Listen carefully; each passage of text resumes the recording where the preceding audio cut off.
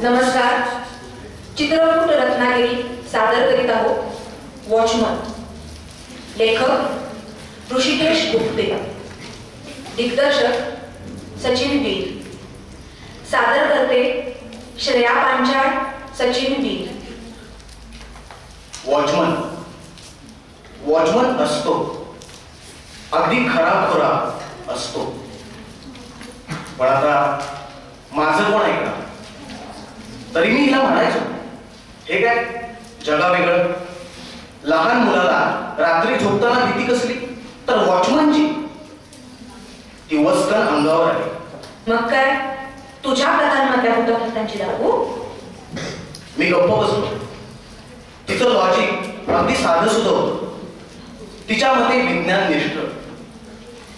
ती म्हणायची, मुलांना भीती कसली दाखवायची, तर अस्तित्वात असणाऱ्या गोष्टींची, वाघ सिंहांची, चोरांची, अजून कसली, पण भूताखेतांची नाही.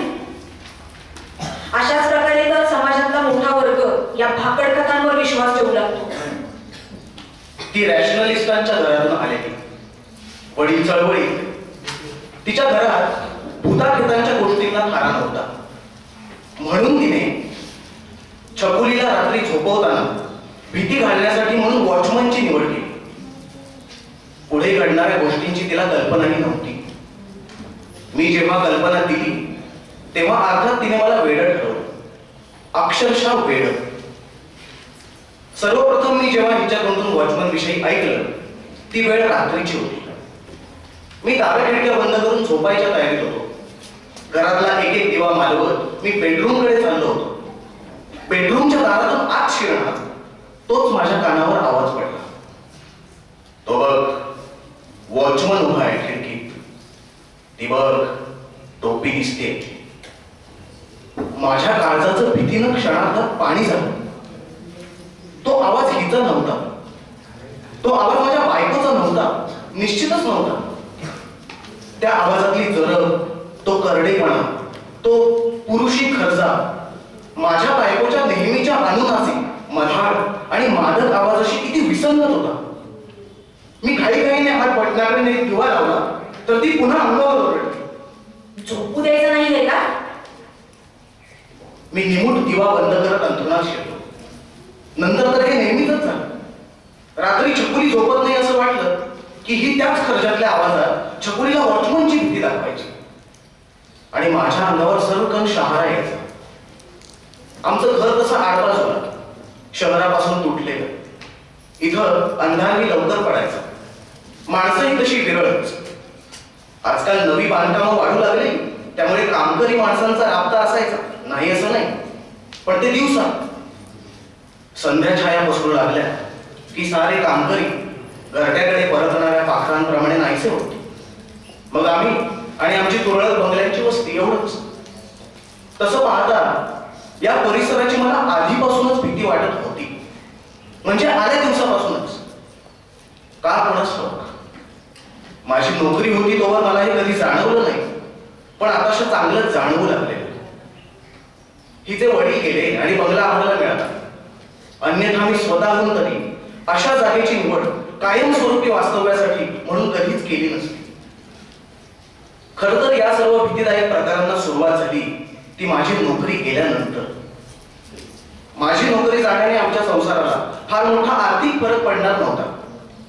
ही एका प्रख्यात परदेशी बँकेत उच्च पदस्थ, शिवाय सासऱ्यांनी डबल ठेवलेलं. उलट हिनेच मला म्हटलं, काय फरक पडतो? तू आता दुसरी नोकरी नकोच करूस. त्यापेक्षा तुझ्या रायटिंगच्या करिअरला पूर्ण वेळ दे. आमच्या गरजाही खूप नव्हत्या. चकचकीत मॉल संस्कृतीचा स्पर्श आमच्या संसाराला अजून व्हायचा होता. हिने मला जेवढं सांभाळता येईल तेवढं सांभाळून घेतलं. मीही फार मनावर न घेता लेखनाकडे वळलो. दिवसभर घरी राहू लागलो. घरी एकटं राहणं हा किती भयंकर प्रकार असतो. म्हणजे अगदी दिवसा ढवळे. त्यातनं आमच्या सोसायटीत म्हणजे पाहायलाच नको. आधीच हा परिसर नीरव. त्यातनं सकाळचे 10 वाजले की सारेच आवाज, ध्वनी हळूहळू विरायला लागतात. मोठी माणसं कामावर आणि मुलं शाळेत. उरतात ती पांढऱ्या केसांची, पाठी गुडघ्यात वाकलेली माणसं आणि माझ्यासारखी घरात सुन्न बसून असणारी निर्हेतुक कलेवर. लिखाणाच्या टेबलापाशी मी एकटा दिवसभर काहीच न सुचता खिडकीतून बाहेरची उन्हं न्याहाळत बसायचो. त्या उन्हात ना एखादं पाखरू उडायचं, ना एखादं कुत्रं फिरकायचं, ना कोणी भिकारी यायचं. दिवसभर ती उन्हं अशीच मख्खासारखी पडून असायची. संध्याकाळ झाली की निमूट वाट काढत परतायची. माझ्यासारखीच बँकेतलं कामकाज संपून घरी परतेपर्यंत हिला उशीर व्हायचा. तोवर मी घरात असाच मख्ख बसून असायचो. आणि एकदा का सांज पसरू लागली की हिच्या स्वागतासाठी तोंडावर उसणं हसू आणत मुखवटा पांघरून सज्ज व्हायचो. खरा भयान खेळ तर सावल्या खेळायच्या. मख्ख उन्हं जसजशी अधिकाधिक मख्ख होत जायची तशा सावल्याही जास्तच धीट होत पुढे सरकायच्या. रस्त्यावरून अंगणात, मग गॅलरीत, मग खिडकीतून आत, अगदी माझ्या टेबलाच्या पुढ्यात येऊन थांबायच्या. मी भ्यायचो, टेबल थोडं मागे सरकवून घ्यायचो. पण असं मी किती दिवस करणार होतो. ऋतुमान बदलल्यानंतर सावल्यांनीही आपले मार्ग बदलले असते. कधीतरी येऊन त्यांनी मला स्पर्श केलाच असताना. भिंतींचंही तसंच. रंगानं आपलं नवेपण बरीच वर्ष टिकवलेलं. वरकरणी भिंतीत भीतीदायक असं काही नसेल. पण कधी लेखनात व्यग्र असलो की अचानक भास व्हायचे. कुणीतरी सुस्कारा सोडल्यासारखी, कुणाची तरी कुजबुज कानावर यायची. वळून पाहिलं तर मागे कोणीच नसायचं. भिंती तेवढ्या एकटक माझ्याकडे पाहत असायच्या, रोखून, अगदी नजरेला नजर भिडवून. घरात तर कधी मला एकट्याला वावरायलाही भीती वाटायची. न जाणून, लक्ष नसताना कधी भिंतींनी चिणून मारून टाकलं असतं तर. जीव मुठीत धरून मी या घरात राहत होतो. या साऱ्यामागे वॉचमन आहे हे कळायला बरीच, म्हणजे तब्बल 5-6 वर्ष जावी लागली. दरम्यान मी लेखक म्हणून बऱ्यापैकी स्थिरावलो. 4 पैसे मिळू लागले आणि 4 लोक ओळखू लागले. पण 4च.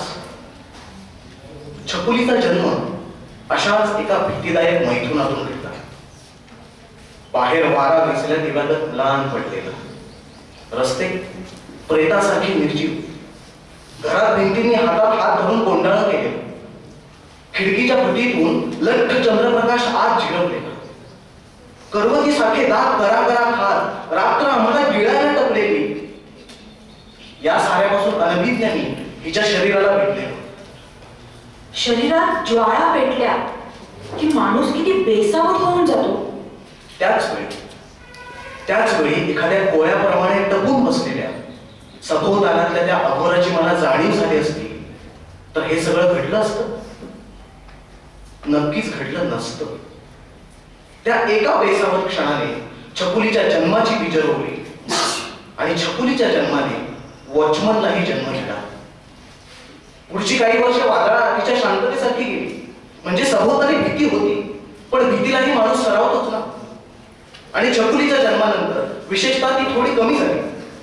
म्हणजे भिंतींचं ते भयानक कुजबुजणं बंद झालं. घरांच्या कोपऱ्यातला तो अनोळखी अंधार निवडला. बाळंतपणात 4-6 महिने तर ही घरीच होती. भीती मग मनाला स्पर्शेच ना.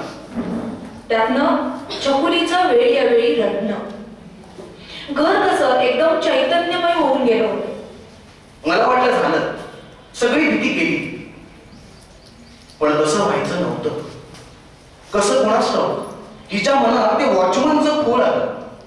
आणि पाठोपाठ वॉचमन ही आलाच की प्रत्यक्ष. आता जर कोणाला वाटलंच की हे माझ्या मनाचे भास आहेत तर ते त्यांच्या स्वतःच्याच मनाचे भास आहेत.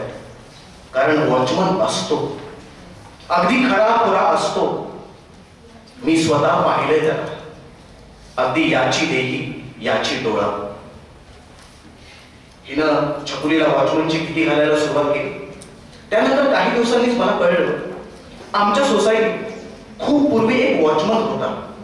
अगदी सुरुवातीला त्याने पुढे आत्महत्या केली.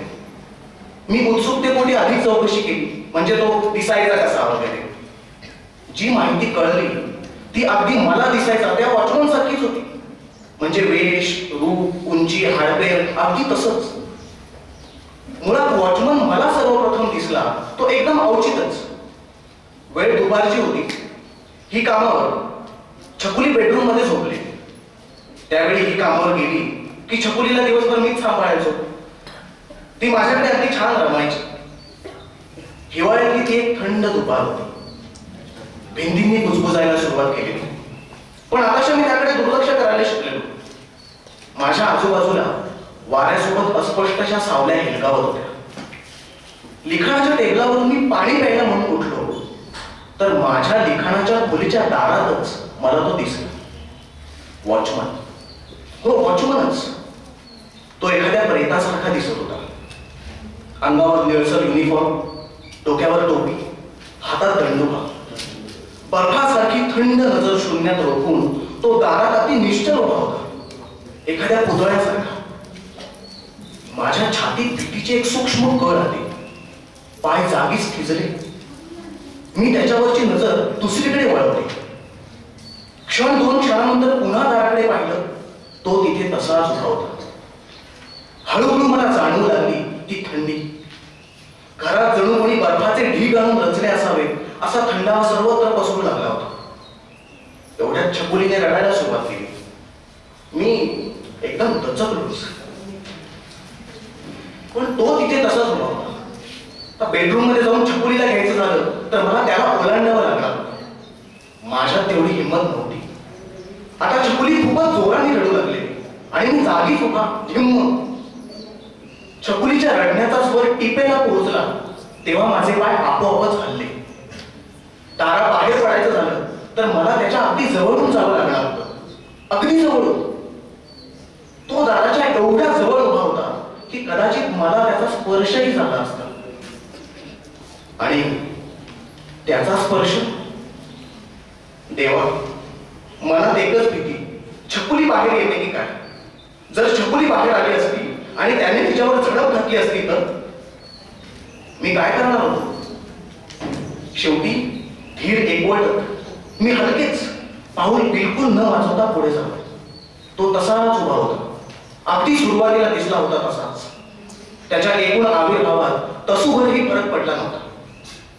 एकाएकी छकुली रडायची थांबली. माझा जीव भांड्यात पडला. पण मग मनात विचार आला, छकुली रडायची का थांबली, तीही अशी अगदी अचानक. इथून धूम धोकत मला आधी जाऊन छकुलीला पाहायचं होतं, पण मध्ये तो उभा. तेव्हा माझ्या एक गोष्ट लक्षात आली होती की अजूनही त्याचं लक्ष माझ्याकडे गेलं नव्हतं. तेवढाच काय तो माझ्या मनाला दिलाच. मी दारापाशी पोहोचलो तेव्हा तिथला थंडावा अगदी कातडीत रुमतू लागला. आता तो माझ्यापासून अगदी 2 हातांवर.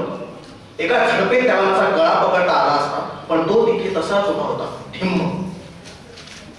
मला वाटलं की हे त्याचं सोंग आहे. एखादा अतिविषारी नाग भक्ष जवळ येईपर्यंत जसा निश्चल बसून असतो आणि मग एका झेपेत भक्षाला गिळून टाकतो, तसा तो निश्चल उभा होता. भीती असह्य झाली तेव्हा मी मान खाली घालत एक पाऊल पुढे टाकलं. त्याच्या मजबूत हातांची पकड माझ्या मानेवर बसलीये असा क्षणभर, अगदी क्षणभर मला भास झाला, पण तसं घडलं नव्हतं. मान वर उचलून त्याच्याकडे पाहण्याची हिंमत माझ्यात मुळीच नव्हती. आता या क्षणी मी त्याच्या अगदी पुढ्यात उभा होतो, जेमतेम वीतभर अंतर असेल. मग काय झालं कोणास ठाऊक. मी अचानक मान वळवत वर त्याच्याकडे पाहिलं आणि माझं छातीत धडधडणारं हृदय जागीच थांबलं. मी मान वर करून पाहिलं होतं ते थेट त्याच्या डोळ्यात दिसलं. त्याच्या काचेसारख्या निर्जीव डोळ्यात पडलेलं माझं प्रतिबिंब मला स्पष्ट दिसत होतं. मी तसाच त्याच्या डोळ्यात पाहत किती वेळ उभा होतो कोणास ठाऊक. पण मध्ये छकुली पुन्हा एकदा रडायला लागली आणि माझी त्याच्या डोळ्यात हरवलेली तंद्री तुटली. अंगातली सर्व शक्ती एकवटत मी लटपटत पुढे सरकलो. नेमक्या त्याच वेळी त्याचे ओठ हलले आणि तो काहीतरी म्हणाला. माझ्यातल्या अंत झाल्या सहनशक्तीने मला अक्षरशः बेडरूम कडे पळवलं. मी बेडरूम मध्ये जाताच दार घट्ट लावून घेतलं. गेल्या गेल्या आधी छकुलीला उचलून छातीशी धरलं. संध्याकाळी हिनं बेल वाजवल्यावर मी दार उघडलं तेव्हा मी घामाने अक्षरशः भिजलो होतो. काय झालं म्हणून हिने खूप विचारलं. काय सांगणार? रात्री जेवण झाल्यावर धीर धरून लेखनाच्या खोलीकडे नजर टाकली. त्याचा तिथे मागमूसही नव्हता. त्या रात्री झोप अशी लागलीच नाही. या खुशीवरून त्या खुशीवर तळमळत होतो. सारखे त्याचेच शब्द कानाशी रुंजी घालत होते. किडके दात विचकत तो म्हणाला होता, आता भेटूच. काय अर्थ होता त्याच्या या शब्दांचा? मला तो पुढे कळला. तो असा एकांत समय यायचा. ही कामावर गेली असताना, छकुली दुपारची झोपली असताना. त्याला मला घाबरवतानाही अगदी निवांत वेळ हवा असायचा. तसा तो सुरुवातीला निरुपद्रवी होता. एक भीती सोडल्यास त्याच्यापासून फार काही नुकसान नव्हतं. पण त्याचं अस्तित्व जेव्हा छकुलीला हे जाणवू लागलं तेव्हा मी हादरलो. दुपारची वेळ होती. मी नेहमीसारखाच रिकामटेकडा. छकुली नुकतीच शाळेत जाऊ लागली, नर्सरीत. तिला शाळेतून मी घेऊन आलो होतो. वरण भात भरवत होतो. इतक्यात तो आला. तो थेट आतच किचन मध्ये डायनिंग टेबला बसला. मी ताठरलो. आजवर तो कधीही हिच्या व छकुलीच्या समोर मला दिसला नव्हता. पण तो दिवस अपवादाचा होता. छकुली समोर येत मग त्याने हातभर लांब जीभ बाहेर काढली. छकुली एकदम खुदकन हसलीच. मी भीतीने अक्षरशः गलित गात्र झालो होतो. किती भयानक दिसत होता तो त्या दिवशी. शिवाय त्यावेळी त्याच्या अंगाला घाण वासही येत होता. मग त्याने छकुलीकडे पाहत घशातून गुरगुरल्यासारखा हिंस्र आवाज काढला, बाबा. असा आर्त किंचाळत ती दूर होत भिंतीकडे पळाली. मग त्याने माझ्याकडे पाहिलं. तोंडातून बाहेर काढलेली जीभ त्याने त्याच्या कोरड्या पडलेल्या ओठांवरून फिरवली आणि तो एकदम नाहीसाच झाला. जोवर तो मला दिसत होता तोवर भास म्हणून मी त्याच्या अस्तित्वाकडे दुर्लक्ष केलं होतं. पण आज त्यानं चक्क छकुलीकडे नजर वळवली होती. तिला घाबरवलं होतं. म्हणजे तो खरोखरच होता. रात्री हिच्याकडे मी विषय काढला. म्हटलं आता बास झालं हे वॉचमन प्रकरण, नको भीती दाखवू तिला. तर ही संतापलीच. विषय पुढचा कुठे गेला, अगदी माझ्या पैसे न कमावण्यापर्यंत. नंतर छकुलीला झोपवताना हिने मुद्दाम वॉचमनचीच भीती दाखवली. मी धक्का बसल्याप्रमाणे रात्रभर एकटाच अंथरुणात तळमळत पडून होतो. विचारांच्या गतीत हरवून गेलो होतो. रात्री कधीतरी डोळा लागला आणि लगेचच जागही आले.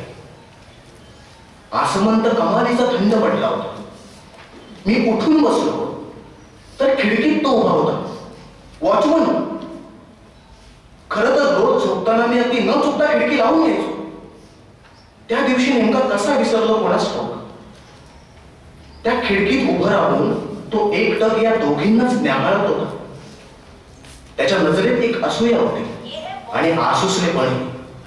बराच वेळ गेला, अगदी बराच. जणू काळच थांबला असावा असं वाटण्या ऐकवत. त्याच्या नजरेतली ती असूया मला बोचू लागली आणि कसा ठाऊक मला त्याच्या मनातला विचार कळला. त्याला त्या दोघी हव्या होत्या, माझी पत्नी आणि मुलगी. संतापाची एक पिढी माझ्या मस्तकातून गेली. मनातल्या संतापाने भीतीवर मात केली. मी तिरमिरत उठलो, खिडकीशी जाऊन धाडकन खिडकी बंद केली आणि किंचाळत त्याला शिवी हसली. माझ्या किंचाळण्यानं छकुली जागी झाली. जागी होताच रडू लागली. मग ही उठली आणि सोबत हिच्या तोंडाचा पट्टाही सुरू झाला. खर तर ती रात्रच पुढे घडलेल्या सर्व प्रकाराची सुरुवात होती. सकाळी ही धुसफुसतच होती. मी शांतपणे तिला घडला प्रकार सांगितला तर ती माझ्याकडे आव वासून पाहतच राहिली. काहीही न बोलता कामावर गेली. संध्याकाळी परत आली आणि म्हणाली की बाहेर जायचंय म्हणून. मी थोडा आनंदी झालो. बऱ्याच वर्षांनी आम्ही बाहेर पडत होतो. रिक्षा करून शहरात गेलो. रिक्षा थांबली ती एका मानसोपचार तज्ञाच्या दवाखान्यासमोर. मला धक्काच बसला. पण मी काहीही न बोलता त्या प्रसंगाला सामोरं गेलो. गोऱ्या घाऱ्या आणि तुळतुळीत टक्कल पडलेल्या त्या डॉक्टरने मला अनेक प्रश्न विचारले. मी उत्तर देत असताना तो शांतपणे डॉक्टरांच्या खुर्ची मागे उभा होता तो वॉचमन. तीच शून्यातली नजर आणि पाषाणवर दगडी मुद्रा. मी शांत बसून राहिलो, शक्य तेवढं त्याच्याकडे दुर्लक्ष करत. डॉक्टरांनी अनेक प्रश्न विचारले, अनेक बरेचसे असंबंध. मध्येच अचानक सेक्शुअल प्रश्न विचारू लागले. मी सर्व प्रश्नांची उत्तर दिली. घरी परतताना रिक्षातच आमच्या भांडणांना सुरुवात झाली. हिने मला असं न सांगता मानसोपचार तज्ञाकडे आणलं, त्यामुळे मी पेटलो होतो. माझ्या अंग प्रत्यंगाचा भडका उडाला होता. तीही माझं ते रूप पाहून आवाज झाली, रडवेटी झाली. कसे बसे आम्ही घरी पोहोचलो. त्यानंतर बरेच दिवस आमच्यात अभूनच होता. पण तो येतच राहिला. भीतीचे नवनवे मुखवटे घालून वेळी अवेळी अवचित दिसतच राहिला. आता छकुली ही मोठी झाली होती, 4.5-5 वर्षांची. त्या एका प्रसंगानंतर तो तिच्यासमोर पुन्हा प्रकट झाला तेव्हा बराच काळ उलटला होता. दरम्यान मी त्याच्या त्या भीतीदायक अस्तित्वाची सवय करून घेतली होती. हिलाही उशिरा का होईना पण शहाणपण सुचून हिने छकुलीला वॉचमनची भीती घालणं बंद केलं होतं. पण माझं काय, माझ्या मनात तर तो एव्हाना खोलवर रुजला होता. दरम्यान मला एक कळलं. पूर्वी म्हणजे आम्ही राहायला यायच्या आधी आमच्या सोसायटीत जो वॉचमन होता त्याचा आणि मला दिसणाऱ्या वॉचमनचा काहीतरी संबंध होता. मग मी माहिती गोळा करायला सुरुवात केली. ते करणं मला फार अवघड गेलं नाही. आमच्या सोसायटीत पिकली पानं बरीच होती. संध्याकाळी बागेत त्यांच्याशी गप्पा मारता मारता सर्व माहिती कशी खुबीनं गोळा करता आली. त्या माहितीची पूर्ण जुळवाजुळव केल्यानंतर तर माझ्या हे लक्षात आलं की मला दिसणारा वॉचमन म्हणजे तोच आहे. त्याने बायको मुलीचा खून करून नंतर स्वतः आत्महत्या केली होती. भयंकर. जसजसे मी धागे जोडवत गेलो तसतसा तो मला अधिकच दिसायला लागला. कधी कधी तर तो घराच्या एका कोपऱ्यात उभा राहिला की तासंतास जागचा हलायचाच नाही. मी आपल्या भीतीच्या ओझ्याखाली जीव मुठीत घेत घरभर वावरायचो. दुसऱ्या वेळी तो जेव्हा छकुलीसमोर आला तेव्हा छकुली थोडी मोठी झाली होती. पुन्हा एका दुपारची वेळ. घरात आम्ही दोघंच आणि तो आला. घाणेरडे विद्रूप अंगविक्षेप करत, हातभर लांब जीभ बाहेर काढत. माझ्याच काळजाचं पाणी पाणी झालं तर त्या 5 वर्षांच्या मुलीचं काय झालं असेल. संध्याकाळ होताच तिने घडला प्रकार तिच्या आईला सांगितलं. हा प्रकार काल घडला. काल संध्याकाळी. त्यानंतर आमच्या घरात जे घडलं ते अभूतपूर्व होतं. नवरा बायको भांडणं असतात पण म्हणून बायकोनं नवऱ्यावर हे असे संशय घ्यायचे. छकुलीनं हिला सांगितलं की मी दुपारी तिला वॉचमन म्हणून घाबरवलं म्हणून. 5 वर्षांच्या मुलीला काय कळतं. पण हिने तेवढंच धरून ठेवलं. मग बडबड सुरू झाली. अथक क्रिकेटच्या रनिंग कॉमेंट्री सारखी सगळे विषय निघाले. माझ्या कर्तृत्वापासून ते माझ्या न कमवण्यापर्यंत. इनफ इज इनफ असं सतत म्हणत तिने तिच्या अमेरिकेतल्या भावाला फोन लावला. त्याला सगळं सांगितलं. त्यांच्यात काहीतरी डिव्होर्स करून बोलणं झालं वाटतं. मी खचलो, आतल्या आत कोसळलो. रात्रीचे 2 वाजले तरीही शांत व्हायचं नाव घेईना. शेवटचा प्रयत्न म्हणून मनाच्या तळापासून अगदी कळवळून तिला म्हटलं, माझ्यावर विश्वास ठेव. वॉचमन असतो, अगदी खरा खुरा असतो. मग चेहरा करून ती माझ्याकडे पाहतच राहिली. तिच्या डोळ्यात अविश्वास ओतप्रोत भरला होता.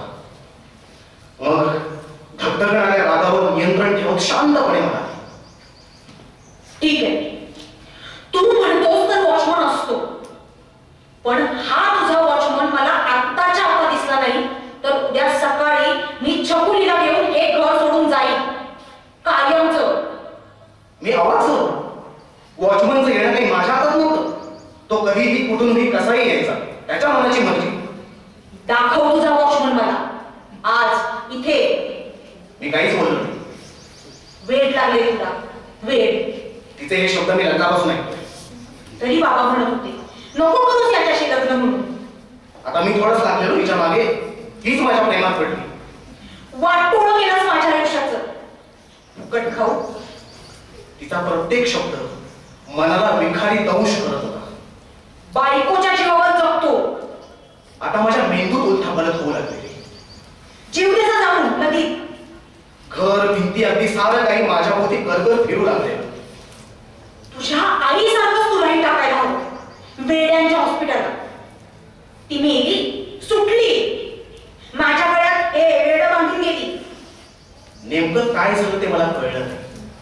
पण काहीतरी फुटलं माझ्या मेंदूत. टम्म फुगवलेला फुगा फुटावा तसं. नेमका त्याच वेळी तो आला, वॉचमन. त्याला पाहताच तिच्या तोंडून शब्दच फुटेल. माझा तर भीतीने आधीच लोळावळा झाला.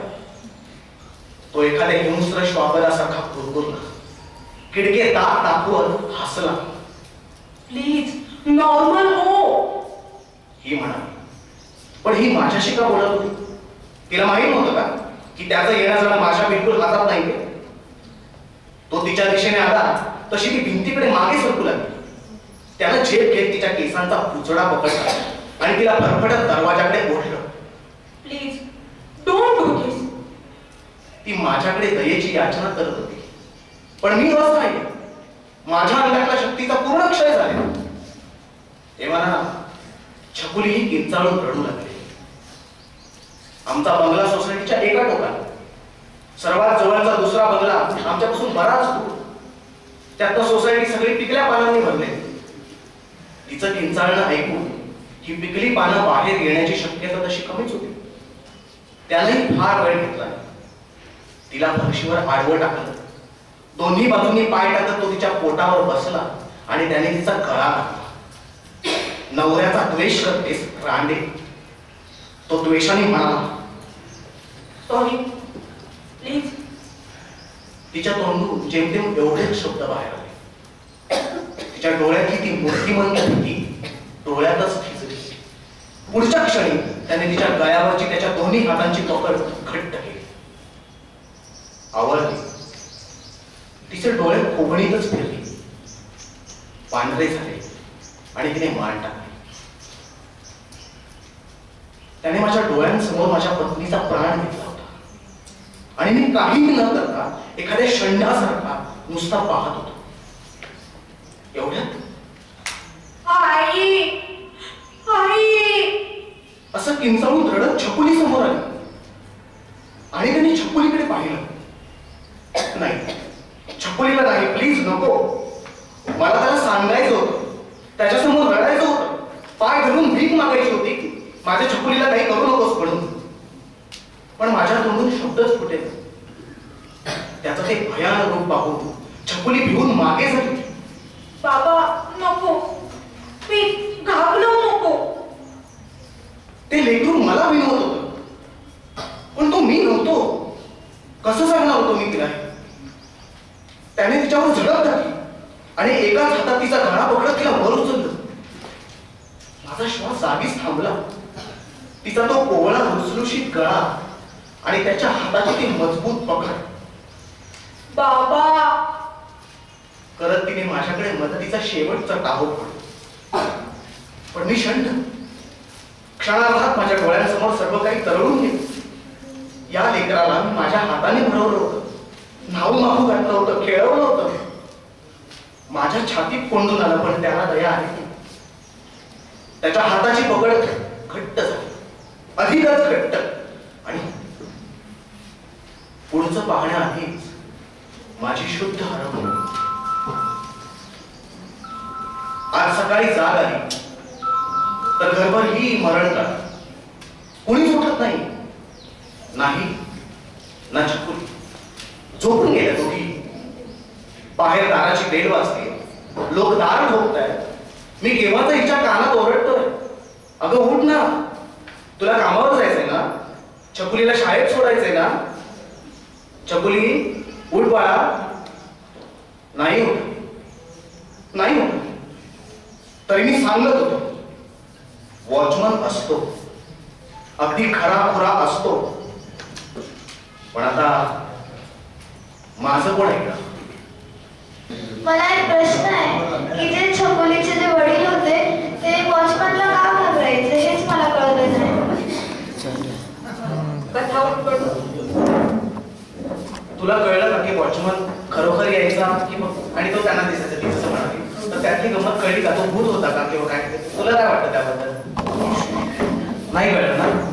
तर असं आहे की तो वॉचमन फक्त त्यांनाच दिसायचा कारण तो त्यांनीच क्रिएट केला होता. तो बाकी कोणालाच दिसायचा नाही.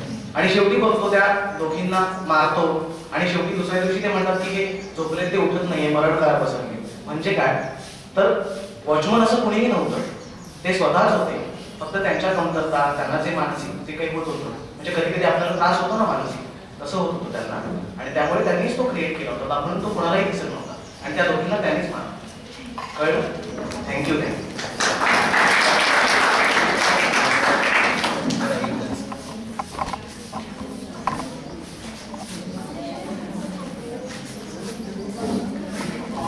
नानासाहेब यशवंतराव नारायणराव चव्हाण कला विज्ञान आणि वाणिज्य महाविद्यालय.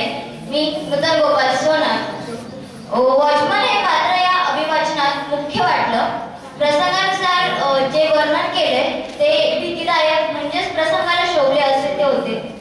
सुरुवातीला वॉचमन हा चांगला की वाईट हे खूप रहस्य वाटलं, पण शेवटी वॉचमन असाही असू शकतो, म्हणजे खरं तर आपल्या संरक्षणासाठी वॉचमन ठेवत असतो, पण इथे तर त्या पूर्ण कुटुंबाचंच वाटोळं झालं.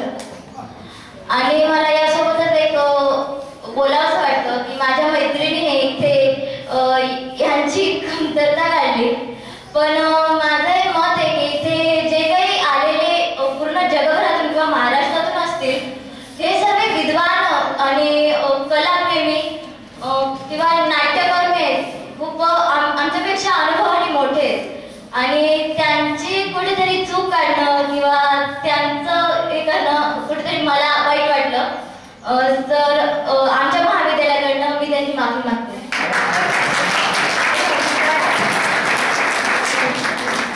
एनिवे, मला छान वाटलं तू जे काय बोललीस ते. तू बोललीस तेही बरोबर, पण मला असं एक वाटतं की आम्ही ज्या वेळेला आमचं नाट्यशास्त्र प्रमाणपत्र अभ्यासक्रम चालवायचो आणि त्यावेळेला लोकांना जेव्हा वेगवेगळं प्रेझेंटेशन करायला लावायचं, त्यावेळेला कुणालाही विचारले की कसं झालं, की प्रत्येकजण पहिल्यांदा वाईट काहीतरी सांग, है ना. तर त्यांना आम्ही सांगायचं याच्यातल्या 3 चांगल्या गोष्टी आधी सांग, मग वाईट बोलायचं. ठीक आहे.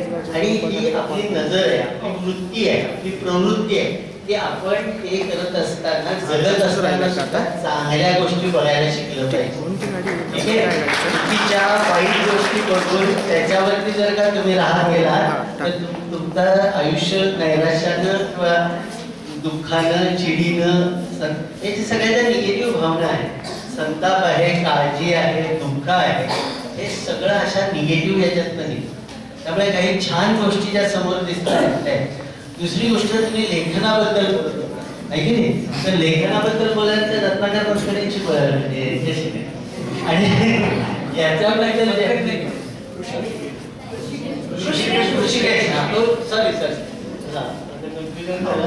तर एकूण लेखक आहे, त्याच्याबद्दल लेखनाबद्दल जे बोलायचं त्याच्याबद्दल कार्य म्हणलं तुम्ही गोष्टी तर सादरीकरण काय झालं त्याच्याबद्दल. महाराष्ट्रातून असतील हे सर्व विद्वान आणि कलाप्रेमी किंवा नाट्यकर्मी आहेत, खूप आमच्यापेक्षा अनुभवाने मोठे आहेत, आणि त्यांची कुठेतरी चूक काढणं किंवा त्यांचं हे करणं कुठेतरी मला वाईट वाटलं. तर आमच्या महाविद्यालयाकडनं मी त्यांची माफी मागते.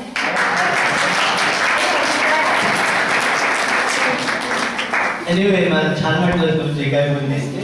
तू बोललीस तेही बरोबर, पण मला असं एक वाटतं की आम्ही ज्या वेळेला आमचं नाट्यशास्त्र प्रमाणपत्र अभ्यासक्रम चालवायचो आणि त्यावेळेला लोकांना जेव्हा वेगवेगळं प्रेझेंटेशन करायला लावायचं, त्यावेळेला कुणालाही विचारले की कसं झालं, की प्रत्येकजण पहिल्यांदा वाईट काहीतरी सांग, है ना. तर त्यांना आम्ही सांगायचं याच्यातल्या 3 चांगल्या गोष्टी आधी सांग, मग वाईट बोलायचं. ठीक आहे.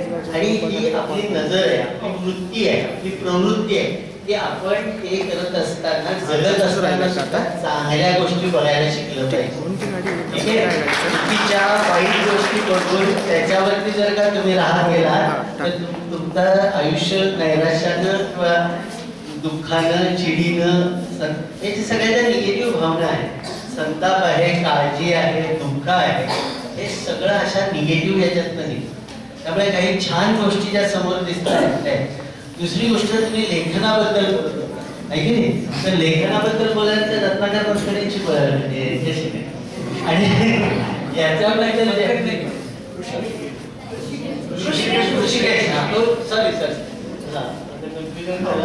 तर एकूण लेखक आहे, त्याच्याबद्दल लेखनाबद्दल जे बोलायचं त्याच्याबद्दल कार्य म्हणलं तुम्ही गोष्टी तर सादरीकरण काय झालं त्याच्याबद्दल. ठीक आहे. सर, ती एक मुलगी आहे, तिला विचारायचं काय.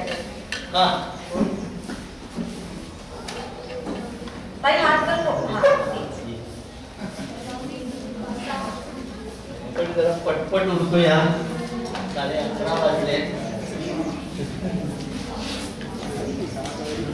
माझे नाव स्नेहा संजय पाटील. मी तात्यासाहेब सामंत माध्यमिक विद्यालय या शाळेतली विद्यार्थिनी आहे. तर मला काही विचारायचं नाही, तर मला हे सांगायचं आहे की मला ही जी कथा होती ती मला खूप आवडली.